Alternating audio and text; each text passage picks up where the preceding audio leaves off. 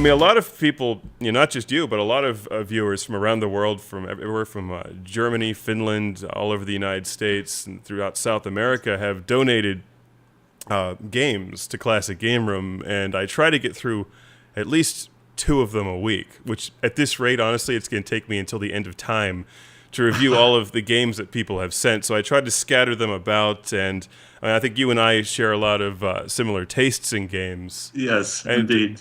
Don't underestimate the amount of games he sent, by the way. It's like a giant box that we got, which, by the way, your packing is just about as bad as mine. Because you wrap these giant boxes in duct tape and packing tape, and then you open the thing up, and it just explodes with video games. Stacks of Sega Genesis, Sega Saturn, Dreamcast, Game Boy, PlayStation 2. So I'm working my way through your collection slowly, let alone everyone else's. But I think we share a lot of the same tastes because you like Sega racing games a lot.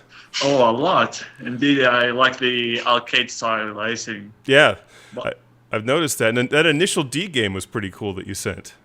It's the first time I played Initial D was in Germany in the arcades. Mm-hmm. And from that time, I just love Initial D. And of course, you've sent a lot of the Sega Rally titles. Yes. I'm trying to think. There's 2 or 3 of them from Namco that I have in my queue that I'm waiting to put the time into. The one with the girl on the cover. Yeah, it was like it. Yeah. Yeah. How do you sell a racing game? You put a hot chick unzipping her racing outfit on the cover. That's in my queue to review right now. And you've sent a number of the Outrun games, and I love the Outrun series. Yeah, that's the best series out there. And the newer ones are good. I actually hadn't played them. You sent Outrun 2007, I think 2 versions, because you sent the PS2 and the Xbox versions, or at least the Xbox one. He actually sent, because you also sent a modified Xbox to the show to make sure we had no problems reviewing a lot of these games. That green, I reviewed it on the show, the green Halo edition. That was the Halo, the Xbox. And he always puts little notes on the inside of everything, so when you start it up, it says something like "All Hail Lord Carnage." And and the Soundwave toy that you sent has the Klonoa music on the card in Soundwave. And we actually have the I'm not sure you can see it here, but we have the Optimus Prime Convoy iPod player. I think, I got it here as well. Oh yeah, that's the one. Let me go grab it. Yeah. We're back. I've returned, this time with Unicron. There he is. I haven't, I still want to make sure everything is fully assembled, and I'm going to clean him off. It's a little dusty at the moment. Before we do the full review, his legs coming undone there. But here's the Optimus Prime Convoy that you sent, and I'll be reviewing this when we get a couple more. Whenever I set some time to review a few more classic toy rooms, we'll put them up there. This is one of my favorite Transformers video game. Mark. You sent that one along. I have not played that yet. This is the best one. That's what you said. I'm going to have to see about that because I really enjoyed Transformers: The War for Cybertron. So it's a good game as well, but this one kick ass. All right. Well, I'm looking forward to that. I just haven't sat down and played it because you've kept us busy with all this other stuff like the Sega Dreamcast Dream Eye. The camera, yeah. I haven't hooked this up just yet. What is this going to do? This was a project by Sega that were going to be produced to the United States to use with games that are compatible with the Dream Eye, but it was only sold in Japan. And this is still in the packaging, I might add. Yeah. Where do you find all this stuff in such remarkably good condition?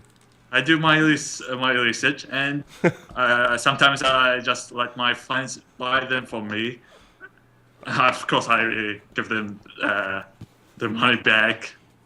It's just remarkable. Like, I think without your support and the support of a lot of people, a lot of people who watch the show, both in the U.S. and internationally, without your support, I think Classic Game Room would have been pretty much limited to like Atari, Genesis, Dreamcast, And we obviously cover a lot of the newer releases now, but Yes. thanks to you guys, I'm able to expand, and I love reviewing stuff for the underdog game consoles. And a lot of people ask me, like, why do you like so many dead game consoles?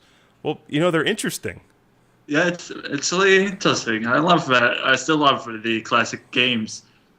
Just timeless. I mean, it's not that the Panasonic 3DO is bad. It's actually really very good, and it came out right before the PlayStation and the Saturn. So there's so many. Yes. There's like a lot of really cool games on it, which I have no idea how they got funded, because they must have been expensive and then lost their shirt on these games. But like it's just interesting, and the Atari Lynx is not as expensive to collect for as the 3DO, but there's a lot of very cool Atari Lynx games, and of course we never had a release of the Wonder Swan in the U.S. So that's also here in Qatar we didn't have it, but I just look on it, look on the internet, and I just found it there. So what you need to do with your knowledge and apparent skill at collecting is start your own game store. A lot of people, also my friends here in Qatar, they ask me why you don't open a shop, have all this cool stuff. Yeah, we are jealous from you. I said, I'll think about it. Now, obviously, you're into retro gaming and a lot of the Sega stuff. What are some of your favorite new game consoles? Because obviously things are very different now, and there's not as many of these obscure kinds of systems like there used to be. Like, what do you like now? That's a tough question. I'll say maybe the Nintendo Wii and the PlayStation 3.